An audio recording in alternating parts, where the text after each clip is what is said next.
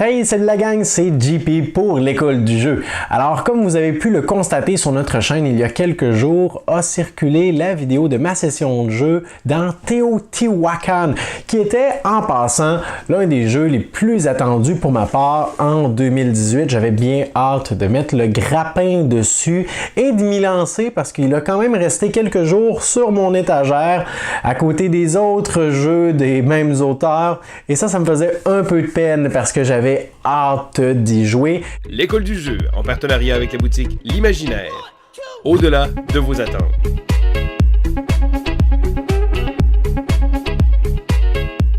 Et là, je peux dire que ma session de jeu était, je crois, ma troisième ou peut-être quatrième partie dans une configuration à 2 joueurs. Et je dois dire que il est excellent. Il est excellent. En partant, je peux déjà dire ça. Je vais essayer de vous expliquer pourquoi. Mais d'abord, il faut que je vous précise que l'une de mes craintes ou de mes appréhensions au départ, c'était que Teotihuacan soit une espèce de refonte de Tzolk'in, qui est également un jeu du même auteur avec une thématique bien semblable. Alors tous les deux, dans tous les deux, on est dans une thématique maya et il y avait plusieurs éléments dans Teotihuacan qui me rappelaient Tzolk'in, entre autres l'importance du cacao, les technologies qu'on peut améliorer, qui nous donnent des pouvoirs passifs pendant toute la partie, présent là aussi, la possibilité d'aller récupérer des ressources. Dans Teotihuacan, c'est si on a des dés de plus grande valeur ou si on a plusieurs dés au même endroit que c'est plus efficace, alors que dans Tzolk'in, c'est plus on attend, plus ce sera efficace. Donc il y avait des petits changements, mais j'avais l'impression ou j'avais plutôt peur que Teotihuacan dévore Tzolk'in ou que Tzolk'in ait l'air trop semblable et que finalement les deux n'aient pas leur place dans ma bibliothèque et que j'ai l'impression de devoir me débarrasser de l'un de ces deux jeux. Je suis très content de vous annoncer que non, je ne me débarrasserai d'aucun de ces jeux-là, ça c'est certain, parce que bien qu'il y ait certaines ressemblances, le sentiment, le feeling en jouant est très différent. Alors, premièrement, Teotihuacan, j'aime beaucoup le fait qu'on a cette espèce de rondelle, l'espèce de parcours et qu'on se déplace d'un lieu à l'autre avec nos dés. Ça nous offre des possibilités, on doit réfléchir, planifier. Et ça, c'est également un petit côté que ce n'est pas tout le monde qui va apprécier parce que Teotihuacan est très mathématique. Probablement, peut-être même un peu plus que Tzolk'in qui nous demandait de planifier quand on va placer nos ouvriers, quand on va les retirer. Teotihuacan a le même sentiment de planification, mais j'ai trouvé l'aspect mathématique de Teotihuacan encore plus présent. Là. Comme vous avez pu le voir dans ma session de jeu, à la fin, au dernier tour avant la fin de la manche, je voulais effectuer une action de décoration, me manquait un lingot d'or, donc là il fallait que je passe en revue toutes les possibilités si je voulais absolument faire cette action avant la fin de la manche pour récupérer un lingot d'or. Et dans Teotihuacan, ça c'est quelque chose qu'il n'y a pas nécessairement dans Tzolk'in. Suite à une action, il y a beaucoup de choses qui peuvent dégringoler. Des bonus qu'on peut récupérer tout de suite, utiliser tout de suite, qui vont donner accès à quelque chose. Donc, pas nécessairement des combos, mais des trucs qui dégringolent et qui font une espèce de cascade, si on veut. Alors ça, j'aime beaucoup cet aspect, mais c'est beaucoup à planifier, prendre en considération. Puis ça arrive à de nombreuses reprises, surtout dans les premières parties, qu'on arrive au lieu où on voulait faire notre action et qu'on se rende compte qu'on avait mal planifié nos choses, il y avait un petit détail qu'on n'avait pas pris en considération et ça vient changer complètement.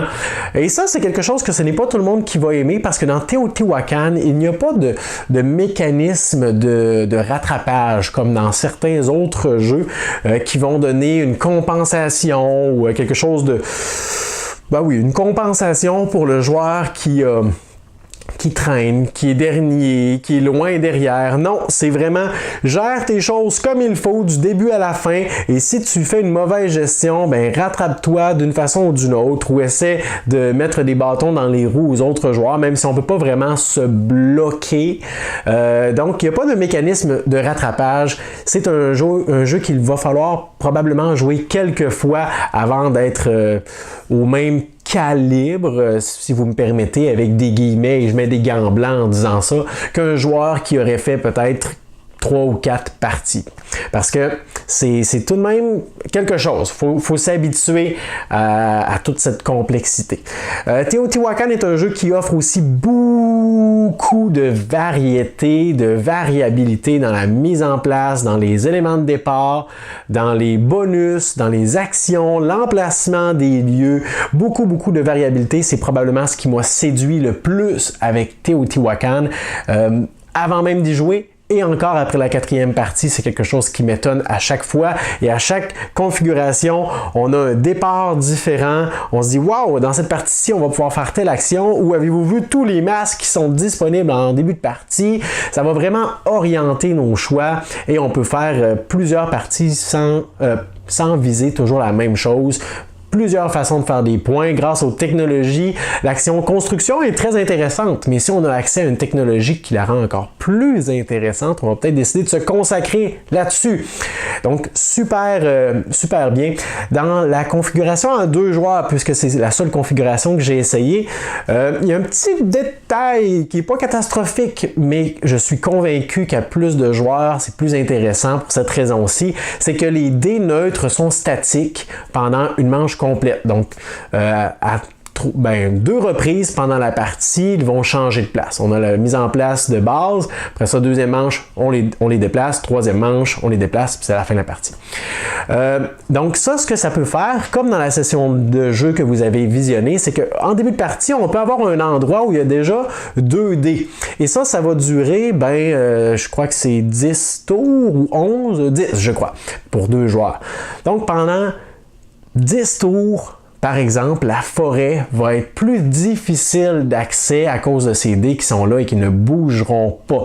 Donc, il faut avoir du cacao si on veut aller à la forêt. Bon, évidemment, ça peut ajouter un peu de piquant. Va falloir s'adapter, va falloir viser autre chose pour cette manche-ci. Mais dans une configuration à 4 joueurs, on a des dés qui se déplacent toujours parce que les joueurs vont déplacer leurs dés. Donc, c'est possible qu'il y ait une espèce de gros attroupement à la forêt. Mais 2 tours plus tard, ces dés-là vont probablement avoir été déplacés et ça va venir changer un peu la donne. Donc ce petit élément-là qui est pas dommage, mais qui peut limiter ou restreindre un peu les options en début de partie. Sinon, Teotihuacan, écoutez, est un jeu que je recommande fortement. Je l'ai beaucoup aimé, je l'apprécie. Martin de la zone jeux de société vous a présenté une vidéo en configuration en solitaire contre le Teotibot, ou le Teobot plutôt, de Teotihuacan. J'ai visionné, pas encore au complet, mais une bonne partie de sa vidéo. Donc, si vous voulez avoir un aperçu du mode en solitaire, vous irez voir la vidéo de Martin qui est disponible sur sa chaîne. Ça donne un excellent aperçu de ce que ce jeu offre dans un mode en solo. Alors voilà ce que j'avais à vous dire sur Teotihuacan. N'hésitez pas à me laisser vos commentaires, vos expériences de jeu sous la vidéo, m'envoyer un pouce vers le haut pour manifester votre appréciation et suivre notre chaîne si ce n'est pas déjà fait. Moi, je vous dis merci pour votre écoute et à la prochaine.